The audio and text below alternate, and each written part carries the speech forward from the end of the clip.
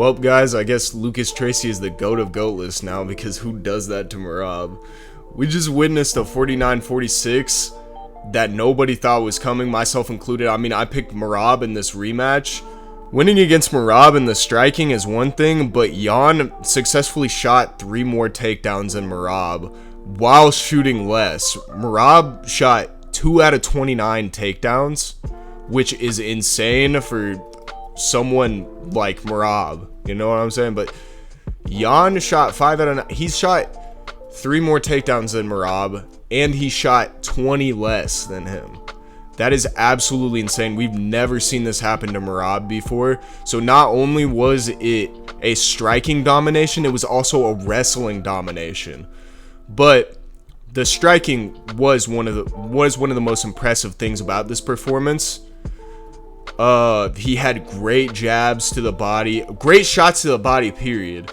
That kick that he hit in like the 3rd round was absolutely amazing. Stunned Merab, completely slowed him down, and something that I feel like not a whole lot of people are talking about. I know Guru touched on this, but those elbows to the forearm, I feel like, are a very big piece to this game, and I feel like that could be something to look into to fighting these caucus wrestlers, because they use a lot of body locks, and for obvious reasons. I mean, he 50-45'd him in the last fight, and I seriously thought that we were going to get another 50-45, and man, I was about to be disappointed because I was really excited for that co-main event, probably more excited than this one, and the main card almost got ruined because of that co-main event, because if this was a 50-45, I mean, we all saw it coming and wasn't going to be as it, but honestly, this was one of the best fights on the card, and maybe even one of the best title fights, period.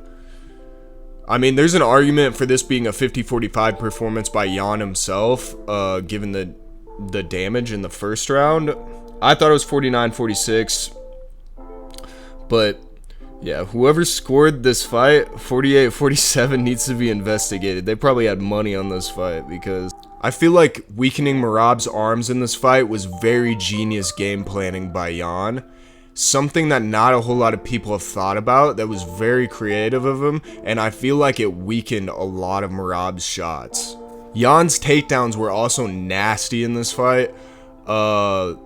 Merab kept jumping Gilly, and every single time, Yan would just fucking toss him up in the air like it was nothing. Like you can see in this little picture right here, he literally dunked him on his head like some Leon Bilal shit. Shit was incredible. One of the best title fights I've ever seen. Probably top 5 title fights ever. No, for sure, top 5 title performances ever. I mean, seriously, I know it's a joke, but literally, who does that to Merab? We thought this guy was fucking invincible. He was bantamweight GOAT. I still think he is bantamweight GOAT.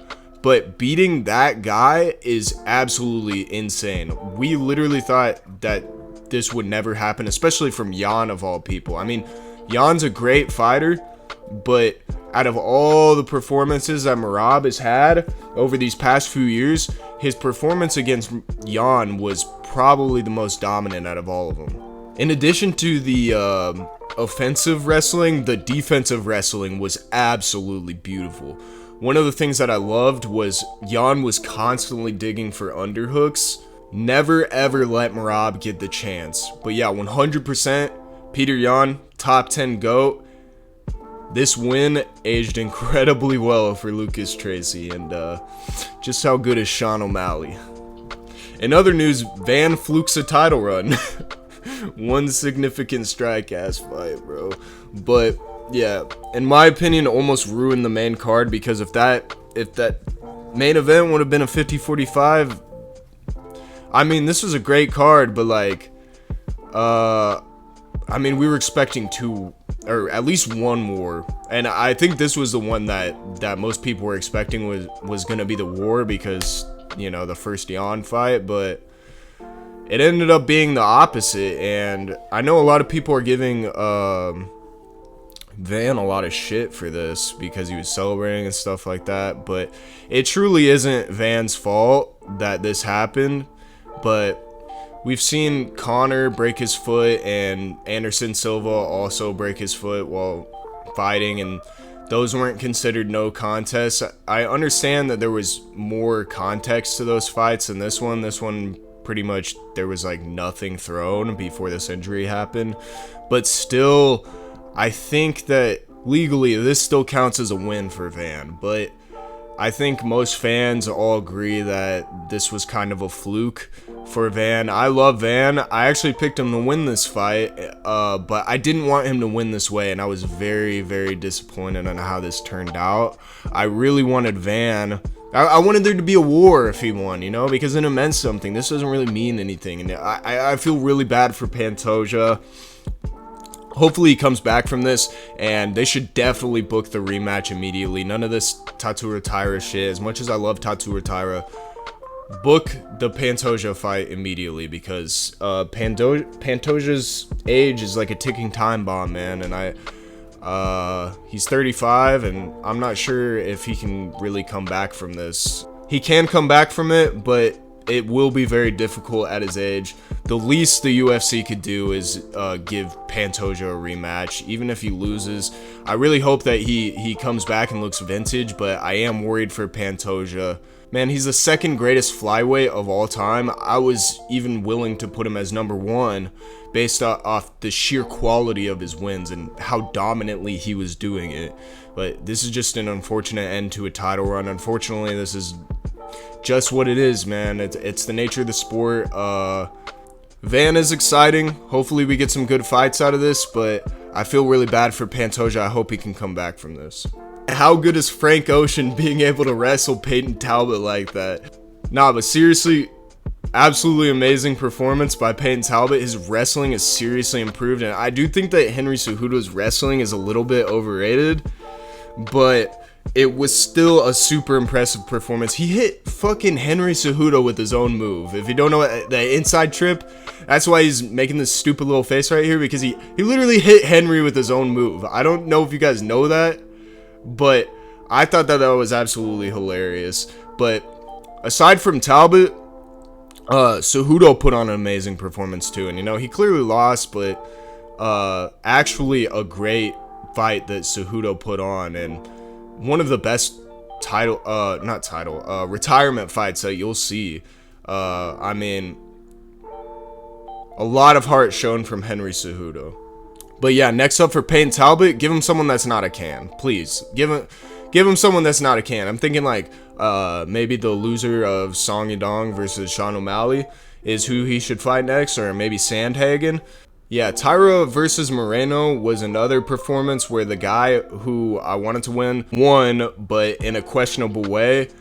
Taira was probably going to win in that position anyway, but it's still unfortunate that it was like an early stoppage. There were a lot of weird stoppages in this card. But yeah, investigate that ref too, because he definitely had money on this fight. But props to Moreno for holding on to a triangle a whole fucking round. Like, what the fuck was that shit, bro? And I'm low-key glad that Taira finished him, because that shit was annoying. Taira versus Van will be a dope fight, but like I said, make the Pantoja rematch first. I'm happy to go! Alright, last fight on the main card. Well, I guess it was the first fight, but last fight I'm talking about. I mean, Unk still got it, bro. So Yan draws with Guskov, and I mean, it's impressive for Yan's age, but I'm not gonna lie, he's still looked pretty slow in this fight, and I don't know how much he's gonna be able to continue doing this. I guess he could fight Roundtree next, but honestly, I feel like Roundtree's too fast for him, especially because I think Yan's gonna be like, what, 43 by the next time he fights. So good on Yan for gatekeeping the top 10. As for the prelims, I started watching around Barber versus Silva. There was an illegal up kick, and then Barber goes King Von mode, I guess as much as a WMMA fighter can, and she wins a decision. McKinney versus Duncan was a war. It was like, what, like a 2-minute fight, but it was pretty dope. You know, McKinney folds in the first round, late stoppage. Like I said, a lot of weird stoppages on this card. Islam's replacement gets TKO'd, a late stoppage again. And then, yeah, I didn't watch the rest of the card, but congrats to Jalen Turner coming out of retirement and actually winning. As for Edson Barboza, hang it up, Unk. I did hear that Iwo versus Ebo was an absolute war. That was also like a 2-minute fight. I actually watched the entirety of it. It's like someone posted it as a short. So lots of good fights on this card. Vittoria has a granite chin. And yeah, we got some new fights announced also. BSD versus Hooker. This is the real BMF fight. It's actually dope that they're putting this on the BMF card. Because the last BMF card, low-key kind of a stinker. But hopefully this one's a little bit better. This one's gonna be fucking dope, bro. I'm actually really excited for this. Fiziev versus Rufi. This is also a banger fight. You know, two strikers, Muay Thai versus karate sort of matchup. And then lastly, Strickland versus Fluffy. And man, I low-key think Strickland wins this fight. A little bit of a crafty pick there, but you know, these are all for another video. If you guys liked, don't forget to like and subscribe, and I'll see you next time.